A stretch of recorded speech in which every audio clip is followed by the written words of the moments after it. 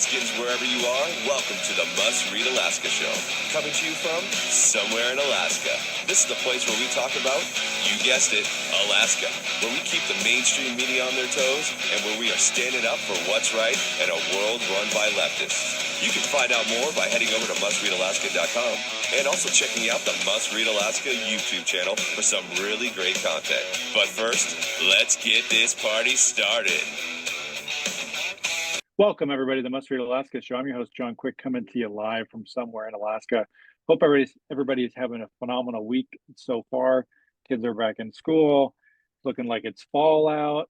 Temperatures are dropping. And, man, this fall has been beautiful on the Kenai Peninsula. I hope it's been beautiful where folks are at. We got election season in the mix. And we're doing a special spotlight this summer and this fall where candidates can go onto the Must Read Alaska Facebook page. Pinned to the top of the page, there's a little post. If you're running for office, Democrat, Republican, independent, nonpartisan, everything between, you can sign up and we can talk for 10 or 15 minutes on why you're running for office. So we have a very special guest today, somebody who's been on a couple times. He is a fan favorite for the Must Read Alaska crowd, liked all over the state. Welcome back to the Must Read Alaska Show, Representative Mike Cronk. Hey, thanks, John. Appreciate it. Well, super excited to have you back on and talk a little bit about why you're running for Senate. You threw your name in the hat. Tell me about what made you throw your name in the hat to run for Senate. Well, Senator Bishop had called me and he goes, "Hey, I'll call you tomorrow. I'm going to run again." And so, it was really close to that last week before the deadline. And he called me the next day, like you said, and he goes, "Hey, I'm not going to run.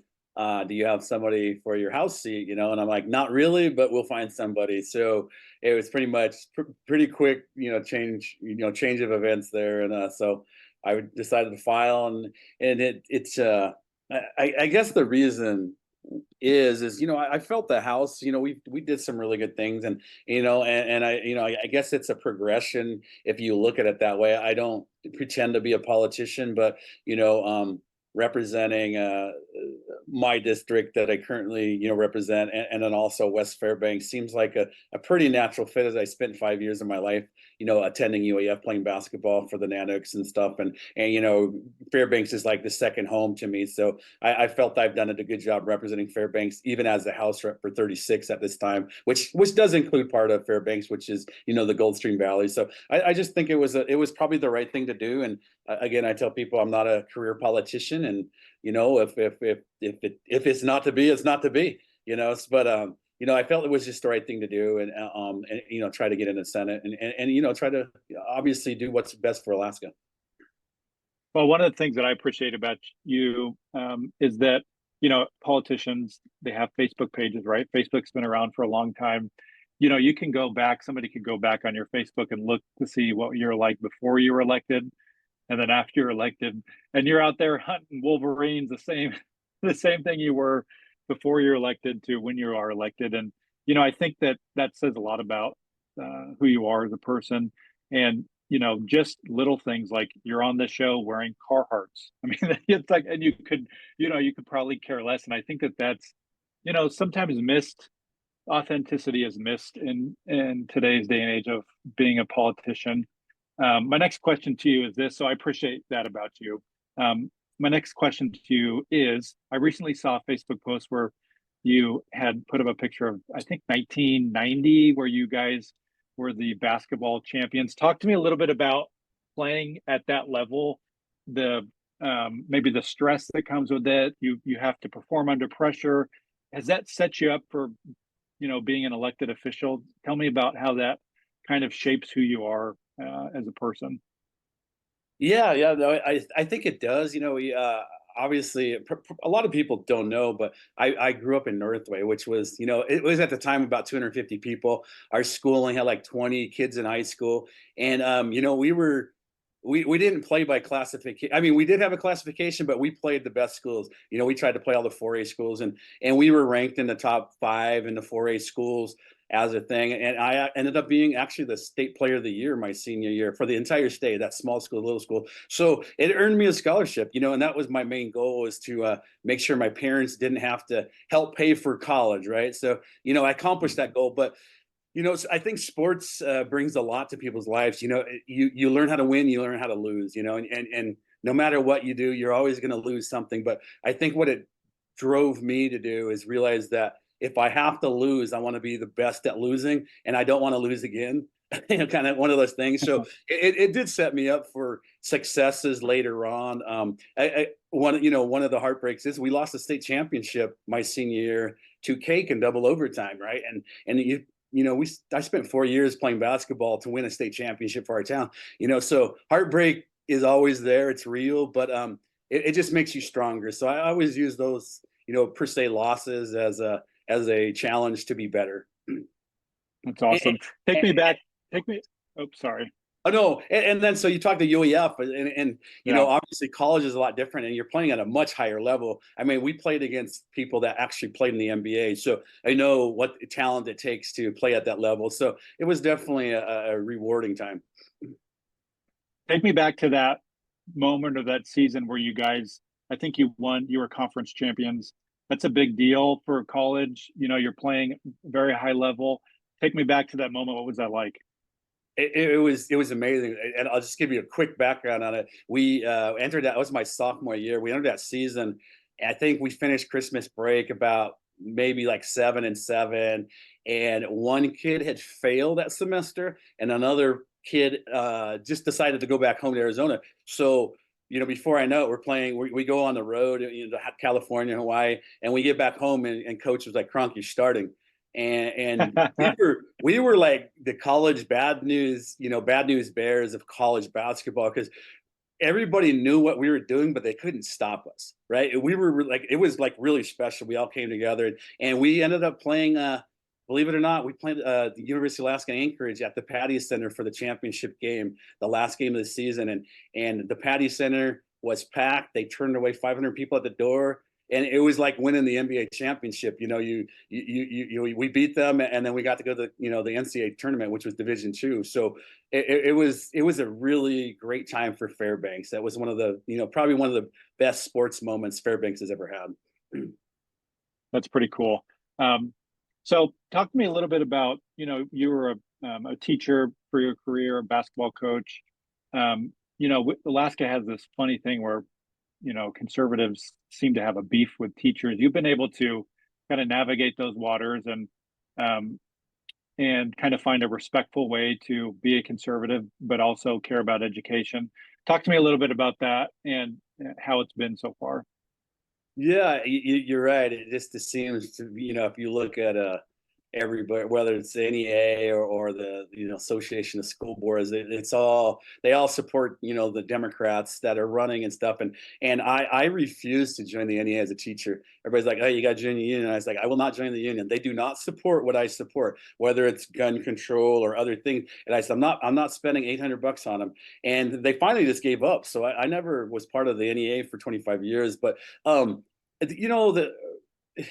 it's teachers. I love are I said it before. I said, I don't believe any teacher wakes up in the morning and says, "Hey, I'm going to do a really crappy job teaching kids today." It's really hard, especially when you're in a smaller place. Kids that don't have a great home life. Those kids. And for me, I tried to it was more of a tough love thing for me, because I truly believe that kids that don't have discipline actually crave discipline. And that's really weird to say, but I think they develop a respect for you because they know that you actually care. You're trying to get them to do the right thing. And navigating this now, in the legislature, I do believe those people involved know that I understand, as a teacher, and then I was a regional school board member. I kind of understand the whole game of this whole thing. And my bottom line is, what are we doing for our kids? Our kids always have to be the number one, right? And I can be attacked for not overriding the governor's veto, et cetera, et cetera. But my true love is, are we getting our funding to the kids? And do we have those expectations? Because when you don't have expectations, there's no reason to work hard. Kids have to have a purpose. We got to give our kids a purpose. And just going through the motions isn't good enough for me, because, I love my state. I love our people, but we have to have a workforce coming up, and that is our responsibility. So that's I think I navigated through that. Common sense. I don't think I've never been a mean person, and just you bring common sense to the table, and people like, "Oh yeah, that makes sense." And so that's kind of what I try to bring. Nice. So what has been maybe a pleasant surprise for you, and maybe something that you haven't liked being an elected official? It's one thing to um, be a teacher that's still kind of public, right? You're working for a school district. It's another thing to be an elected official. Is there something that sticks out to you where you really have enjoyed this aspect of it and maybe not enjoyed another aspect of it you could share with us? I think the part that I enjoy the most is when somebody calls or sends you a message and they need some help, right? And even if you can't figure out a way to help them, they appreciate that you took the time to actually help them, right? And just to, I tell people all the time that the one thank you during the year is enough to keep you going, right? And but the downside of it is it, it's the dishonesty, right? Because if I tell you something, I'm sticking to it. That's what's going to happen. I tell people all the time, I'm not going to tell you what you want to hear. I'm going to tell you the truth, right? And so I think being brutally honest, but when it's the dishonesty, and it really, when you leave Juneau, sometimes it like hurts your soul because I try, like I said, I don't play, I don't even want to be a politician. I just want to be a representative of the people, right? So I to me that's like a dirty word, but it does hurt your soul. You come back and you're reflecting on what's just happened, and you're like, wow, if every Alaskan knew what really happened down there, they would really be frustrated. But there's also a lot of good we do, so it's kind of a catch 22. So there's going to be folks that listen to this, and they're going to hear, some people live under a rock, right? This will be the first time they maybe heard from you. What separates from you from your opponent that's running? They have a choice on the ballot box, right? Come November.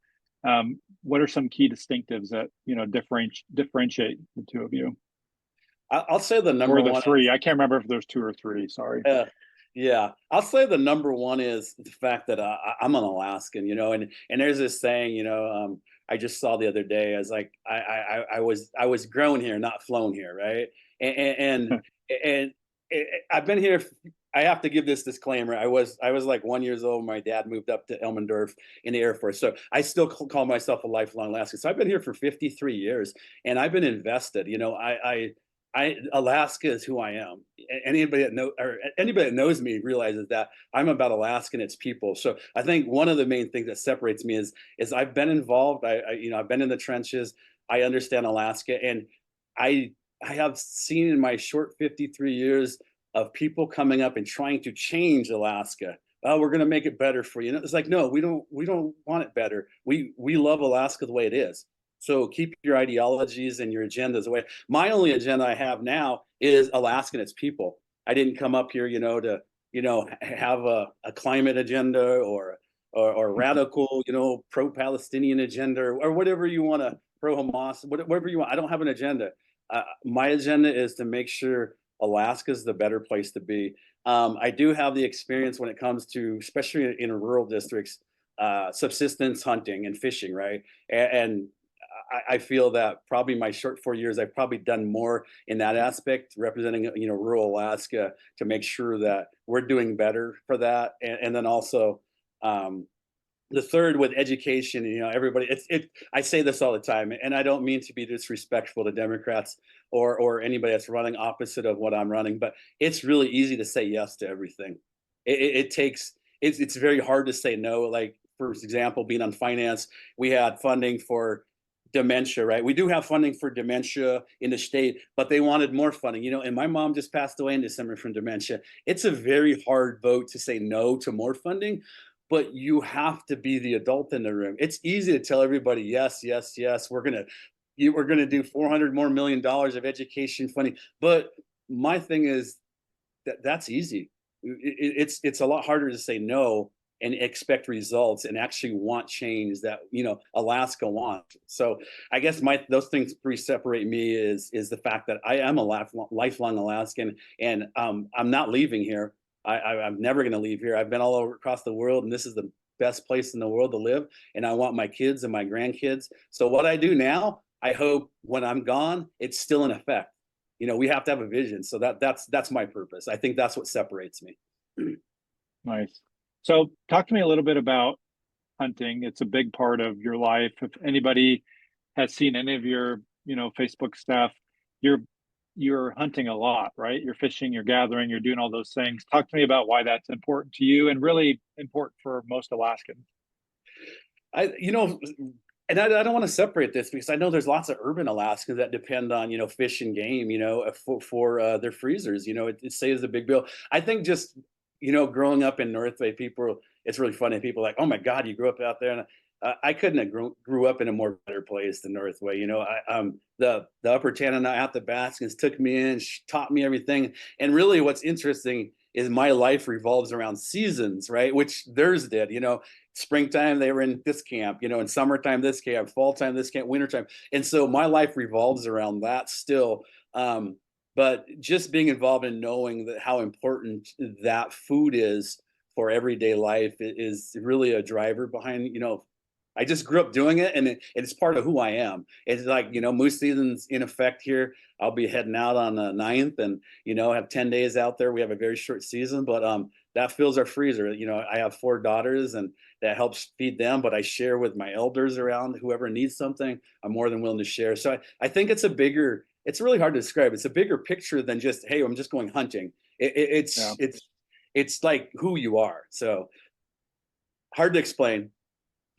I like it. So tell folks how they can get a hold of you. You got a website, send it Facebook page. You have any events coming up? Give us all those details.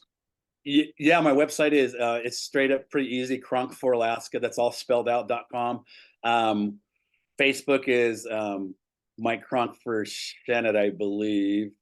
But we have a fundraiser actually tomorrow is the 5th, I believe, up in Fairbanks at Pump House. The governor's going to be there.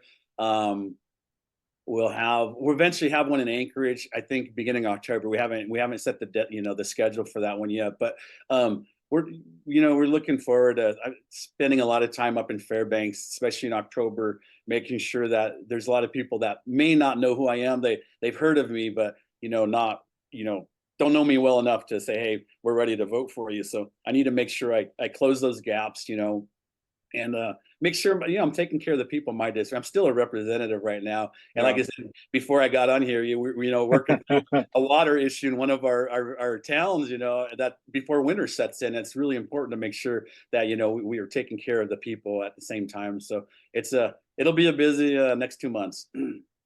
Nice. Well, we wish you nothing but luck here. We're big fans of what you're doing. You have any last minute thoughts before we head off? The floor is yours.